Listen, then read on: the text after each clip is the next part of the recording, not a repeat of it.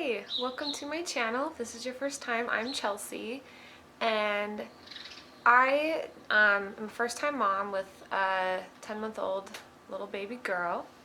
Her name's Giselle, and I thought that it would be good to share with you guys my story of how I got Giselle.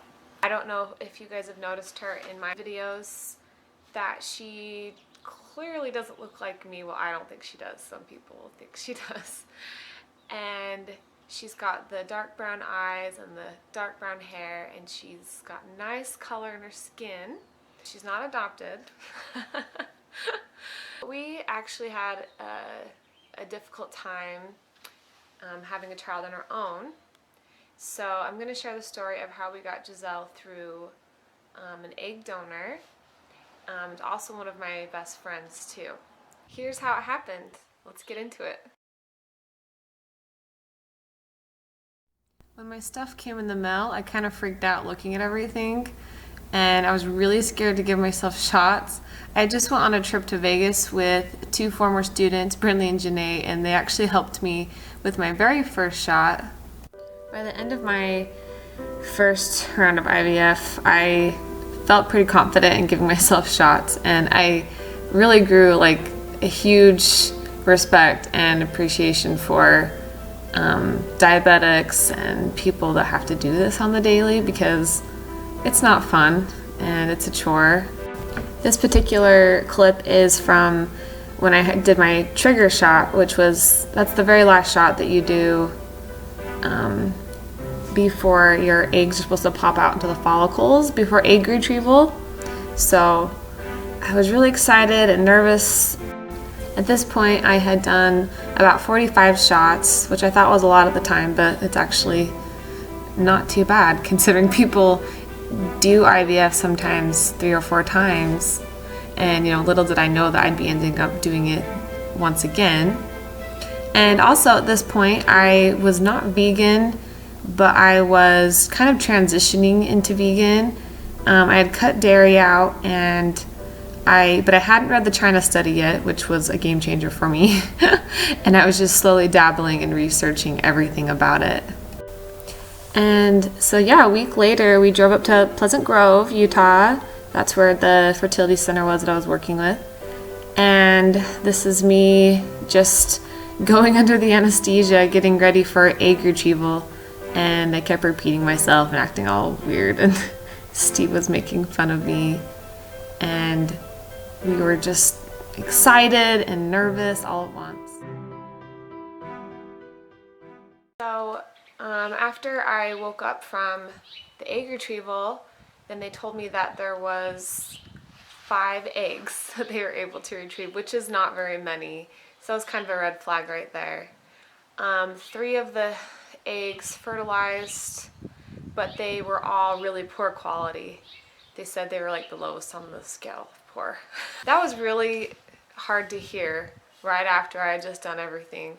And then they just said, yeah, these are poor quality. You can see they're fragmenting and they're falling apart on the edges. And my doctor said, I'm going to put all 3 embryos in you and hopefully one takes, but he said really there's only like a 20% chance that even one will take.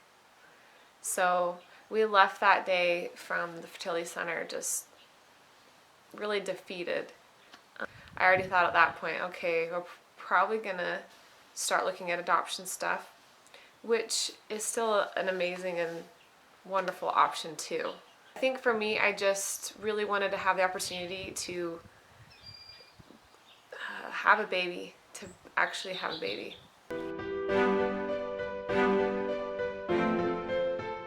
We call ourselves Calamity because we help people in the community that are going through real life calamities, and we dance for them and raise money through our shows. The cool thing though is that we also help each other a ton, and we have our own life calamities as well.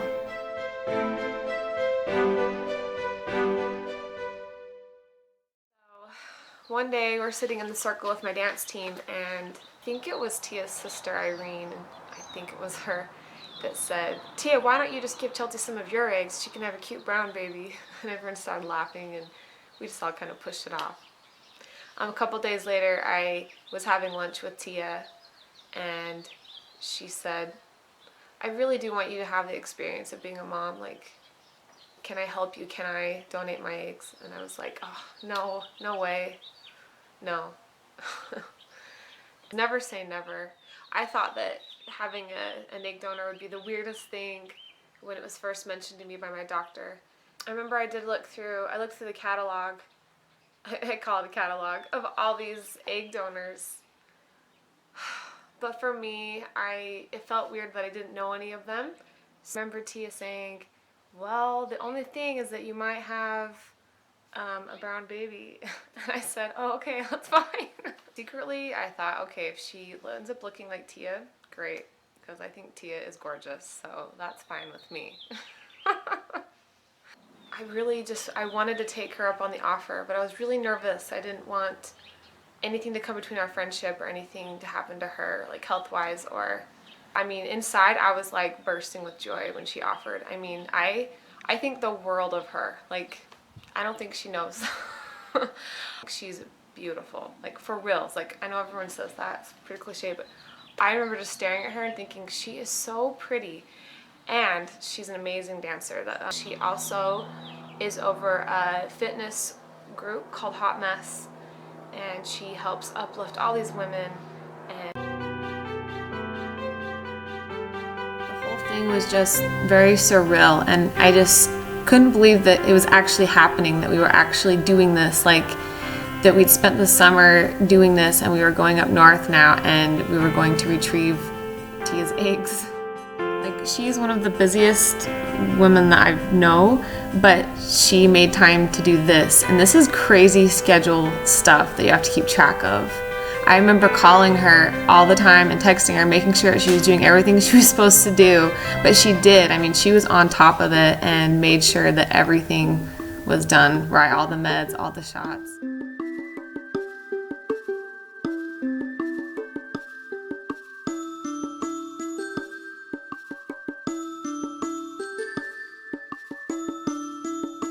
So the final moment had arrived, and I was so nervous.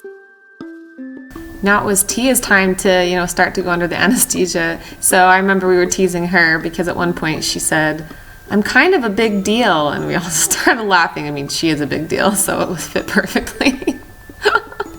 The retrieval went well though, and we were able to get some eggs that we could start to fertilize in the lab.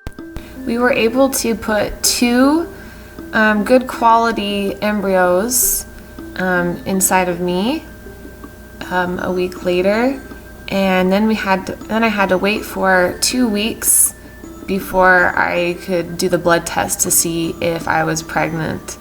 So in the meantime, I had to keep doing my lovely oil hormone progesterone shots in my backside. These were not fun. I thought this was worse than when I did my first round of IVF. I didn't know surrogate moms had to do this kind of stuff.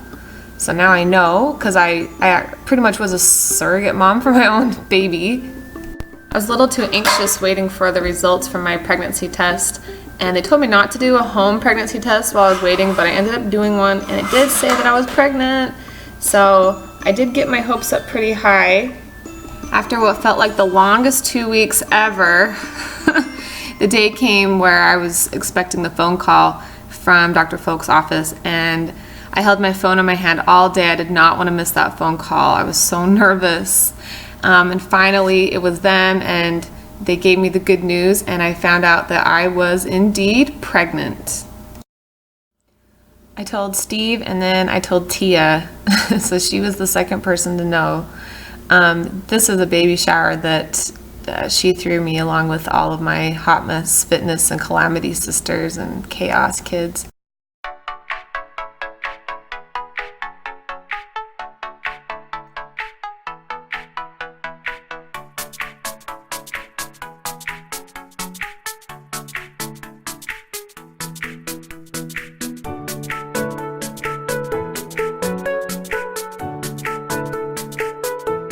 I kept dancing and performing and working out the best I could up until about 30 weeks, and then I started to slow down a little bit just because she was really low, and so it was a little painful, but I honestly had an amazing pregnancy. Like, I couldn't have asked for a better pregnancy. It was awesome. No complications, nothing went wrong. I was only a little sick at the beginning, but nothing bad.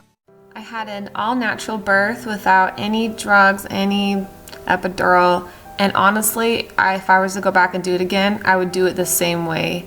It was incredible, indescribable, hard, but I just, if you've never done it, it's amazing.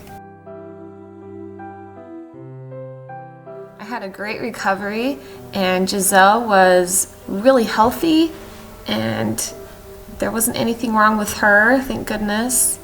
She was 7 pounds 2 ounces and almost 21 inches long.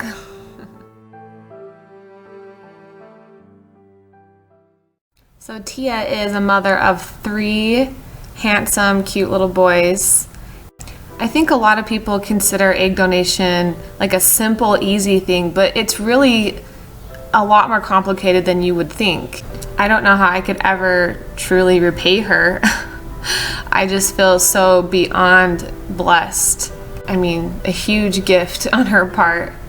We are eternally grateful. Not everyone could do what Tia did. I think it takes a lot of love and strength to do that. She made it possible for us to be parents, to have our own little family, to have these experiences that we may not have had without her.